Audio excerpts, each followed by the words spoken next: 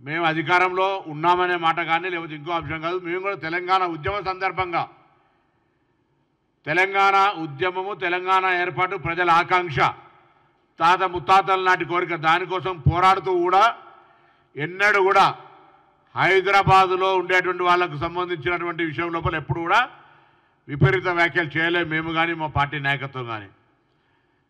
చంద్రశేఖరరావు గారే చేసినారు, మాది బిర్యానీ, మీది పెంటగూడెం, లేకపోతే మీకు రాక్షసులు, రావణ, లంక అనేక సందర్భాల్లో మాట్లాడినటువంటి అన్ని జ్ఞాపకం చేస్తూ ఉన్నాం ఇవాళ కేటీఆర్ గారికి. మళ్ళీ నిన్న మీ శాసనసభ్యుడు మాట్లాడిన వీడియోను మరొకసారి కేటీఆర్ గారికి మీ ద్వారానే పంపిస్తూ ఉన్నాం. మాట్లాడేటప్పుడు ఒళ్ళు దగ్గర పెట్టుకొని మాట్లాడాలి. ఎక్కడో విజయవాడలో, గుంటూరులో జన్మించి ఆడికే ఇక్కడికి వచ్చి పెత్తనం చేస్తే నడవదని తొడగొట్టినటువంటి వాళ్ళు ఎవరు, వాళ్ళ గురించి నేను మాట్లాడదలుచుకోలే. కానీ అవన్నీ తెలియకుండా ఎలా నిన్న మీ గాంధీ, మీ పార్టీ శాసనసభ్యుడే ఏం చెప్తా ఉన్నాడు, పార్టీ ఖరాబ్ అయిపోతూ ఉంది, ఖరాబ్ అయిపోయింది, ఎందుకు ఖరాబ్ అయిందో సమీక్ష చేసుకోమంటుండు. కాబట్టి ఏమున్నాయి ఇలా హైదరాబాద్కు సంబంధించిన విషయం లోపల నిన్న కూడా నేను చెప్పిన హైదరాబాద్ ఇన్ఛార్జ్ మంత్రిగా హైదరాబాద్ బ్రాండ్ ఇమేజ్కు సంబంధించిన విషయం లోపల రాజకీయ పార్టీలు శాసనసభలో కూడా చర్చ వచ్చింది. ఇది ఒక కుట్రపూరితమైనటువంటి అంశాన్ని చేతులు తీసుకుంటా ఉన్నది.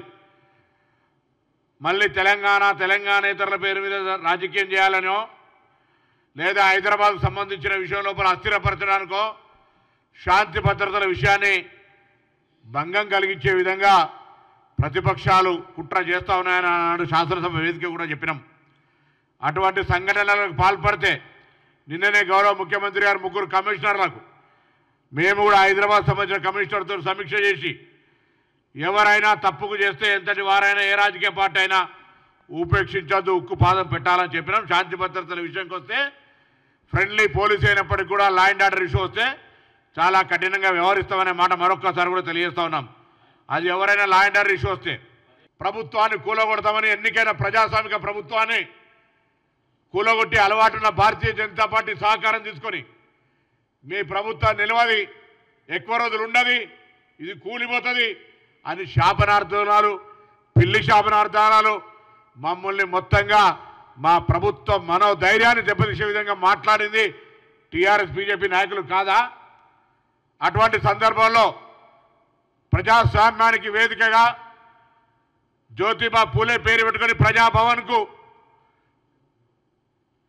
సచివాలయం, డాక్టర్ అంబేద్కర్ సచివాలయం సాక్షిగా ప్రజలందరికీ తలుపులు ఓపెన్ చేసి ముళ్ళ కంచెలు తొలగించి ప్రజాస్వామిక పరిపాలన చేస్తూ ఉంటుంటే ఈ ప్రభుత్వం కూలద్దు, ఈ ప్రభుత్వం పేద ప్రజలకు న్యాయం చేయాలని శాసనసభ్యులు మా పార్టీకి వస్తూ ఉంటుంటే ఇలా వాళ్ళ మీద బురద చల్లుతూ ఉన్నారు. మీరు చేస్తే రాజకీయ నీతి, మేము చేస్తే వ్యభిచారమా? ఎట్లా జరుగుతుంది? మీరు రాజకీయ పునరేకీకరణ అంటా ఉన్నారు అన్నాడు. అవును, నేను అడుగుతాను, మళ్ళీ కూడా చెప్తాను, అది సృష్టించే ప్రయత్నం చేస్తూ వాళ్ళే అంటా ఉన్నారు అందరికంటే ముందు. నేను అడుగుతా ఉన్నాను, ఇలా హైదరాబాద్లో ఏ శాంతి భద్రత భంగం కలిగింది? ఏ పౌరులు స్వేచ్ఛగా తిరుగుతలేరు, ఏ పౌరులు గణేష్ నిమజ్జనం జరుగుతలేదు, ఎక్కడ ఇబ్బంది జరుగుతూ ఉంది? ఇప్పుడు సరే, ఇప్పుడు కొంత విషయం లోపల మనకు తెలుసు, వాళ్ళు కూడా అనేక సందర్భాల లోపల ఇటువంటి సంఘటనలు ఏమేమి జరిగినాయి మొత్తం లిస్టు తీసుకొచ్చి గాంధీ భవన్కు సంబంధించి లేకపోతే వాళ్ళు ఏం చేసిర్రు, బీజేపీ వాళ్ళు ఏం చేసిర్రు, అన్ని రకాలు మేము ప్రోగ్రాం చేస్తుంటే రాత్రి అరేంజ్ చేసిన పరిస్థితులు. మేము అలా చారి గారు, మేము అలా చేసేవాళ్ళం కాదు. మా గాంధీ పార్టీ మేము ఇలా ప్రతిపక్షాలకు స్వేచ్ఛనిచ్చే విధంగా ధర్నా చేసుకోమనం. మీ శాసనసభ్యుడు రెచ్చగొట్టి 11 గంటలకు జెండా ఎగరేస్తా అంటే తప్పులేదు, ఆ శాసనసభ్యుడు ఇంటికోవడం తప్పే. ఏదైనా 2 తప్పే పట్టుకుంటున్నాం మేము. ఎవరైనా ప్రజలు ఇండ్ల మీద పోయేటువంటి ప్రయత్నం జరగద్దు. అది ఏ పార్టీ, గాంధీ గారైనా ఇంకొక వ్యక్తి అయినా భౌతిక దాడులకు సంబంధించి ఇండ్ల మీద దాడులు అనేటువంటి రాజకీయ సంస్కృతికి పొరపాటు. పరస్పరంగా రాజకీయంగా అనేకమైనటువంటి అంశాల మీద వేదికల మీద విమర్శ చేసుకోవచ్చు, కానీ భౌతిక దాడులు, గృహాల మీద దాడులకు సంబంధించి వ్యక్తిగతంగా కానీ పార్టీ పరంగా కానీ మంచి పద్ధతి కాదు అనేది చెప్తాం ఇప్పుడు.